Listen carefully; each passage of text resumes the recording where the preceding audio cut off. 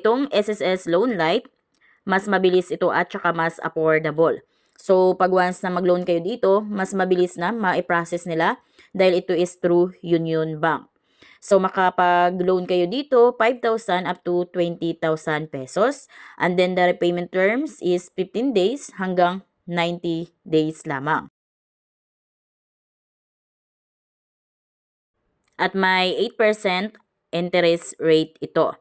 So, dito pala guys, ginawa nilang 15 to 90 days lamang yung pagbabayad ninyo dahil tulad lang din ito sa mga lending apps or mga lending company, which is tinatawag nilang predatory lending dahil ang mahal ng tubo nila. Ang mahal ng tubo nila pero maiksi yung repayment terms.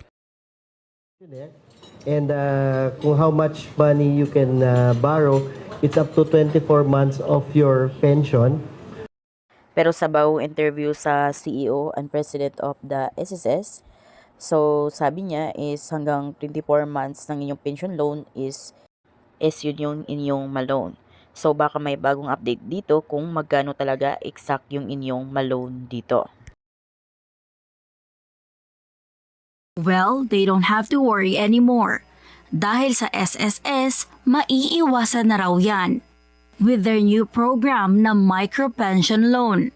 I think kanina po pinag-usapan ho namin ng aming mga kasamaan dito from representing retirees, employers and members na may facility na magkakaroon ho ng bagong loan facility itong microloan for members na hindi na ho mahihirapan ang members na sa mga ipantawid gastos. This would be a facility given to them. Ayon kay Finance Secretary Frederick Go, nalaman nito na uso ang tinatawag na payday loan o yung short-term loans na kung saan kapag nangutang ka ngayon ay babayaran mo rin sa iyong payday. Dagdag ng kalihim, sa ibang lending apps, malaki ang interest rate na umaabot sa 15% per month.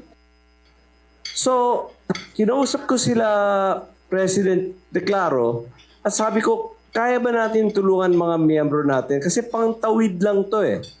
Payday loan lang, but sobrang uso to. So, ginawa ng SSS, gumawa sila ng microloan program na-approve na po ng board.